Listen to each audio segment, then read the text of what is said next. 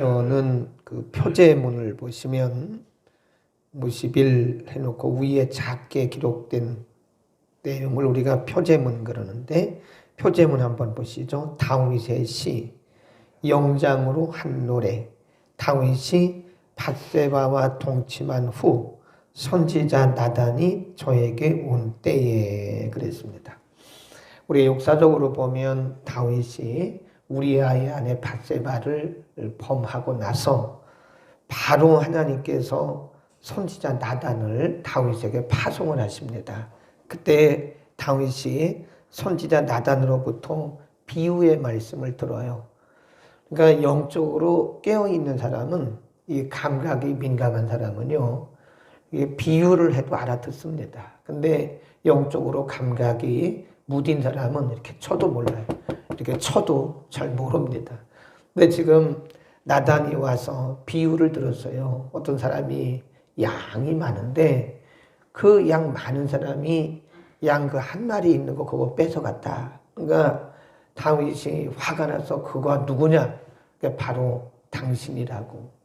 그때 나단 선지자의 그 비유를 통한 책망을 듣고 다윗이 밤새도록 회개하고 통회했다. 그래서 이 51편이 통회의 시, 그러니까 참회의 시 그럽니다. 참회한, 하나님 앞에 회개하고 통회하고 자복한 그런 시입니다. 그래서 우리가 오늘 본문을 통해서 인생이 살다 보면 죄를 안 지을 수가 없잖아요. 하나님 앞에나 사람 앞에 우리가 범죄했을 때 어떻게 해야 되는가. 거기 보면 이 다윗이 우리에게 보여준 것이 뭐냐면 1절에서 보면 하나님이여 주의 인자를 조차 나를 긍휼히 여기시며 주의 많은 자비를 조차 내 죄과를 도말하소서. 자기 죄를 하나님 앞에 아뢰죠. 2절 나의 죄악을 낡게 씻기시며 나의 죄를 깨끗이 제하소서. 거기도 보면 자신의 죄악, 자신의 죄. 3절 대전하는 내 죄과를 아오니 내 죄가 항상 내 앞에 있나이다. 여기 보면 다윗이 하나님 제가 어쩔 수 없이 그렇게 했습니다. 그런 말을 하지 않아요. 어쩌다 보니까 제가 실수했습니다. 그런 말도 하지 않아요.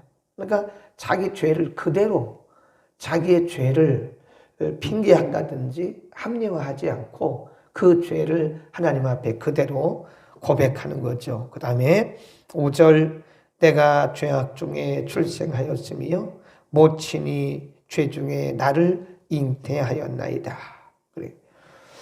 그 다음에 9절로 갑니다. 9절 시작. 주의 얼굴을 내 죄에서 돌이키시고 내 모든 죄악을 도말하소서. 지금 거기 보면 1절부터 8절 그리고 9절 쭉 말씀 보면 지금 다윗이 자신의 죄를 낱낱이 고백해요. 자백해요.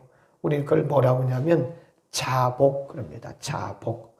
자신의 죄를 자백하고 회개하는 것을 자복 그래요. 하나님 앞에 자신의 죄를 자복합니다. 자복. 회개 자복. 그러니까 금방 말씀드린 것처럼 다윗이 자신의 상황을 합리화하지 않습니다. 하나님 어쩔 수 없었네요. 그렇게 합리화한다든지 또 하나님 앞에 자기의 죄를 숨기려 한다고 한다든지 핑계를 한다든지 그렇게 하지 않고 그대로 하나님 제가 원래 이렇게 죄를 지었습니다.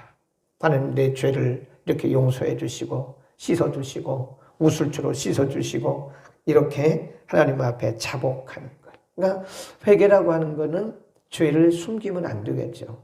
자기의 죄를 자복해야 되겠죠. 스스로 다 하나님 앞에 고백해야 되겠죠. 네, 그게 회개죠. 죄를 숨기는 것은 회개가 아니겠죠. 그리고 하나님 앞에 이렇게 핑계하는 것도 혹은 합리화하는 것도 회개가 아니겠죠. 그대로 하나님 앞에 토설.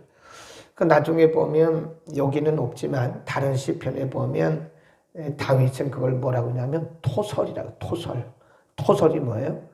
우리가 이제 보통 음식이 잘못 들어가면 이렇게 토해내잖아요. 근데 토설이란 말은 말로 토해내는 거를 토설 그래요. 내가 하나님 앞에 토설치 아니함이 없나이다 그러잖아요. 그게 자복이다. 회개의 첫 번째 단계고요.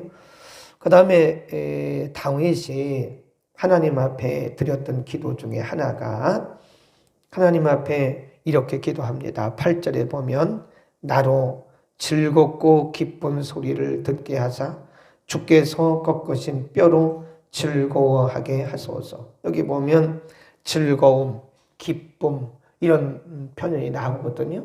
그럼 지금 다윗이 회개하고 자복하면서 무슨 즐거움이 있겠나? 여기서 말하는 즐거움은요, 일상적인 그런 즐거움을 말하는 게 아닙니다.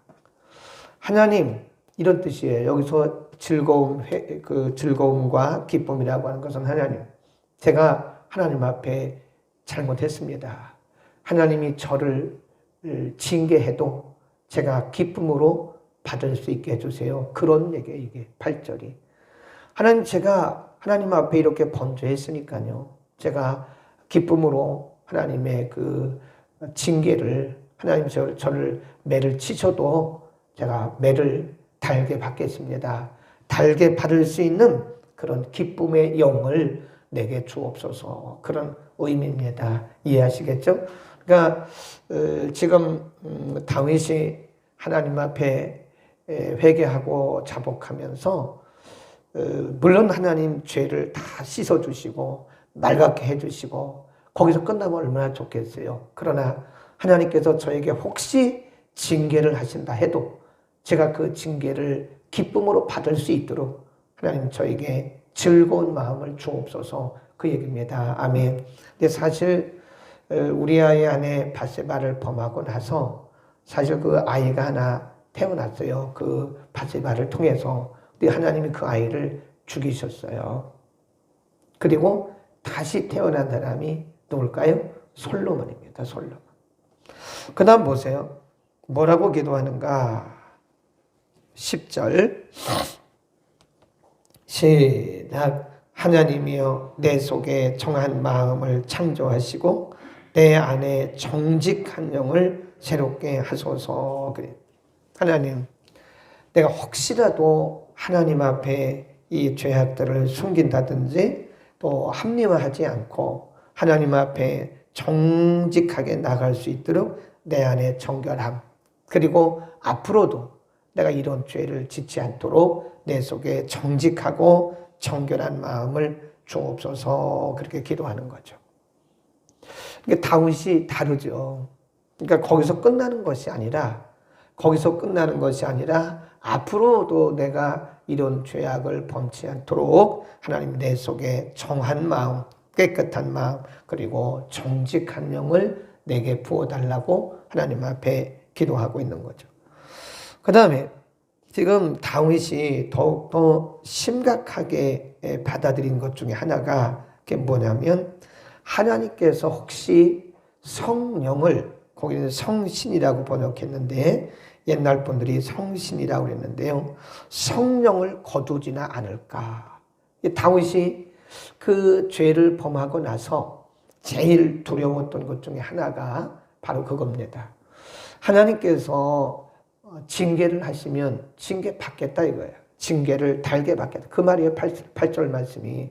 하나님이 그 죄에 대해서 징계를 하시면 하나님 제가 그 징계를 기쁨으로 받을 수 있도록 그렇게 해주세요. 그 다음에 9절 말씀은 10절 말씀은 하나님 제 속에 정결한 마음을 주시고 정한 영을 주옵소서. 그 얘기인데 11절에 보면 이렇게 말씀해요. 11절 우리 함께 읽겠습니다. 시작. 나를 주 앞에서 쫓아내지 마시며 그 줄 걸어서 이게 뭐냐면 임재, 하나님의 임재를 거두지 마소서 그런 얘기입니다. 하나님과의 교제와 임재. 지금 다윗은 평생 동안 하나님과 교제하고 하나님의 임재 속에서 살았던 사람 아니겠어요? 늘 하나님께 기도하고, 그러니까 전쟁을 할 때도 하나님 내가 전쟁에 나갈까요 말까요? 하나님 제가 군대를 보낼까요 말까요? 늘 전쟁을 해도 하나님 앞에 기도하면서 늘 하나님과 교제하면서 응답받고 했던 그런 다윗인데, 범죄하고 나서 두려웠던 것 중에 하나가, 또 하나가 뭐냐면 하나님이 나와의 교제가 끊어지면 어떡하나, 하나님의 응답이 끊어지면 어떡하나, 하나님의 임재가 내 앞에서, 내가 하나님의 임재 앞에서 제거되어지면 어떡하나, 없어지면 어떡하나. 근데 그런 두려움이 있던 거예요. 그러니까 이게 죄라고 하는 것이 이사야서에도 말씀하는데, 내 손이 짧아서 너희를 구원하지 못하는 게 아니다. 내가 귀가 둔해서 못 듣는 것도 아니다. 너희와 나 사이에 이 담이 있는데 이게 죄예요, 죄. 너희와 나 사이에 죄가 있다. 그런 말씀 하시잖아요. 그러니까 지금 다윗이 바세바를 범하고 나서 제일 두려운 것들 중에 하나가 하나님과 나와 이 교제 관계가 이게 끊어지면 어떡하나, 그러고 있다는 거죠. 그러니까 이게 우리가 회개하면서, 하나님 앞에 회개하면서 기도하는 것이 바로 이런 겁니다. 하나님과의 교제가 지속되기를 바랍니다. 그런 거였고요. 또 한 가지, 그 뒤에 더 심각하게 기도했던 것 중에 하나가 뭐냐면, 주의 뭐를? 성령을 내게서 거두지 마소서. 주의 성령을 내게서 거두지 마소서. 이제 여기서 말씀하는 주의 성령은 그 당시로는 감동, 감화, 그거겠죠. 감동, 감화. 오늘날은 성령의 역사가 매우 보편화되고 다양하죠. 근데 그때 당시 다윗 시대는 아직 성령의 역사가 특별한 때에 특별한 사람에게 특별한 경우에 제한이 되어 있었어요. 그러니까 성령을 거두지 마옵소서라고 기도했던 다윗의 의도는 감동인 것 같은 감동. 하나님 앞에 기도하면 하나님이 다윗에게 늘 응답하셨잖아요. 이렇게 하라. 그리고 다윗이 시편을 150편 가운데 거의 절반을 기록했거든요. 그게 뭐예요? 다 영감 아니에요? 영감. 성령의 감동을 받은 영감이라고요. 그래서 성령을 거두지 말아달라는 것은 그동안에 하나님과 다윗 사이에 그렇게 임재와 교제를 통해서 풍성했던 그런 영감, 그런 성령의 감화, 감동, 이런 것들이 제거될까봐, 사라질까봐 다윗은 두려워했던 겁니다.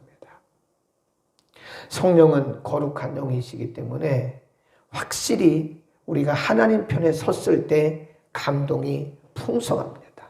아멘. 어제 잠깐 분당 우리 교회 목사님 설교하는 거 잠깐 들었는데, 그분도 저하고 비슷한 얘기를 하더라고요. 기도를 하면 막 떠오른다는 거예요. 그분 말로는 이벤트, 재미있는 표현을 하더라고요. 이벤트가 막 떠오른다는 거예요. 기도하면. 꼭 기도 안 해도 그냥 이렇게 묵상만 해도요, 어떻게 하면 교회를 잘 섬길까, 어떻게 하면 성도들을 어떻게 할까, 이런 것들이 그냥 막 이벤트처럼 떠오른다는 거예요. 이렇게 보면 이런 마트 같은 데도요, 평범해가지고 손님을 못 끌어요. 뭔가 이벤트를 합니다. 이벤트. 그래서 그 나름대로의 이벤트를 하면 손님들이 이렇게 그 마트를 찾게 되고 그러잖아요. 근데 이분이 재미있게 표현을 해서 그렇지, 그게 영감이에요. 영감, 감동. 응?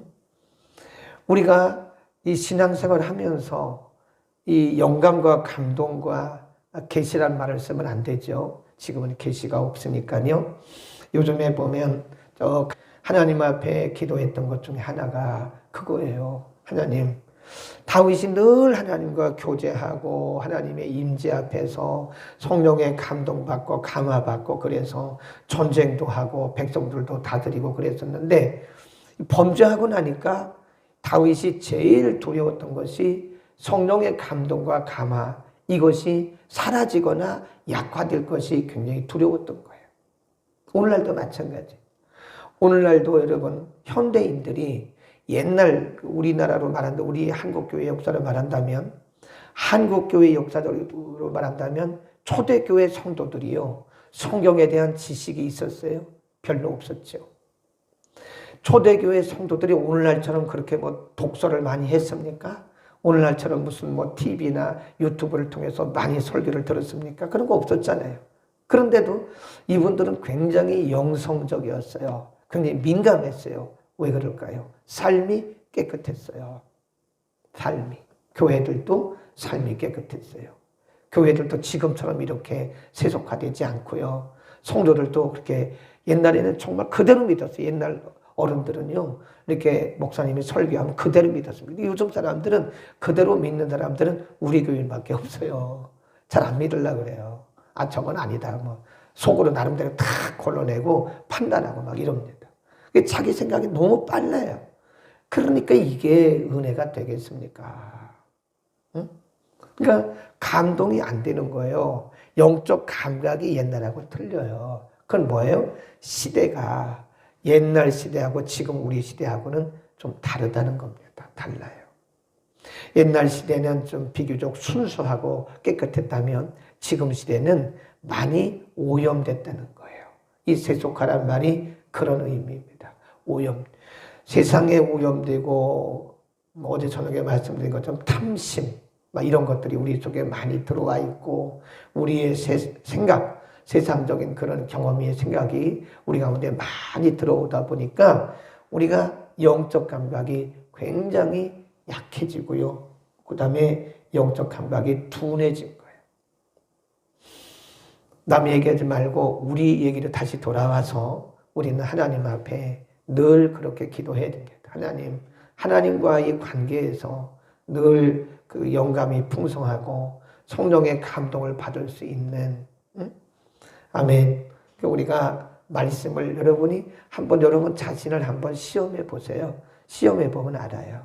말씀을 한번 아무데나 그냥 묵상해 보세요. 아무데나. 예를 들어서 시편 안 읽던 거, 늘 읽던 거는 우리가 선입견이 있기 때문에 옛날에 듣고 옛날에 뭐 배웠던 것들이 있기 때문에 그것이 생각나는 거거든요. 뭐 괜찮아요, 그것도. 근데 가능하면 이렇게 많이 익숙하지 않은 그런 성경, 뭐 익숙해도 괜찮아요. 그런 성경을 한번 놓고 솔직하게 한번 목사님에게 설교 들은 거 말고 솔직하게 여러분에게 어떤 감동이 있는가를 한번 테스트를 해보세요. 성경을 펴놓고 기도하고 찬송하고 혼자 예배를 드리듯이 기도하고 찬송하고 그 다음에 성경 묵상하고 또 기도하고 찬송하고 성경 묵상하고 또 안 보이고 안 들리고 거기서 감동이 없으면 또 찬송하고 기도 다른 데 넘어가지 말고 찬송하고 기도하고 묵상하고 한번 해보라고요. 그래서 그 말씀 묵상을 하는데 그 말씀 묵상 속에서 뭔가 새로운 하나님의 그런 메시지, 어떤 새로운 영적 감동 이런 것들이 감각적으로 느껴진다거나 또 감동으로 우리에게 다가온다면 우리는 아직은 살아있다 이렇게 보셔도 되고요. 아니면 이것 읽어도 뭔지 모르겠고 들어도 뭔지 모르겠고 이건 뭐 도대체 뭐가 뭔지 모르겠다, 이 도통 모르겠다. 그러면 지금 바빠서 그러든지 아니면 우리의 영적 감각이 상당히 지금 무뎌져 있는 겁니다. 무뎌져 있어요. 아멘. 아멘. 영적 감각을 얘기하는 거예요. 지금 감동과 감화. 다윗이 제일 두려웠던 것이 그게 없으면 우리가 어떻게 살겠어요. 여러분 생각해 보세요. 목회자인 제가 사람이 배워서 하는 경험으로 하는 것도 한계가 있어요. 성령의 감동과 감화가 없이 목회는 절대 못합니다. 못해요. 뭘 이렇게 제가 늘 일시적으로 때는 가끔 이렇게 말하는 거 그런 것들이요.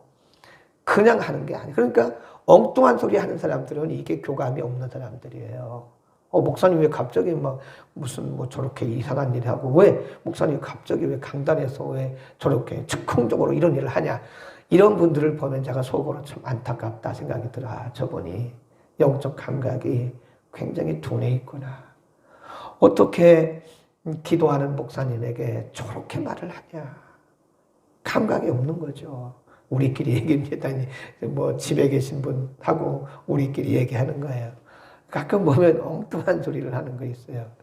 제가 물론 때로는 뭐 저도 사람이니까 엉뚱한 소리 할 때도 있겠지. 그러나 익히고 많이 숙성해서 기도로 숙성해서 하는 얘기인데 그 얘기를 이상하게 듣고 이상하게 얘기하면 저는 얘기는 안 해요. 그런데 속으로 생각할 때 저분은 교감이 영적 교감이 많이 떨어졌구나. 영적 감각이 많이 떨어졌구나. 이런 생각이 들어요. 그런가 하면 어떤 분들은 그냥 간접적으로 얘기했는데도 알아듣더라고. 아멘. 그 정도 돼야 되지 않겠어요? 우리가 그런 감각이 약한 것은 왜 그렇다는 거예요? 너무 이 세속화된 거예요. 세속화. 아니면 죄악적인 것들이 육신적인 죄적인 이런 것들이 우리 가운데 너무 많아서 그럴 수도 있는 것이다.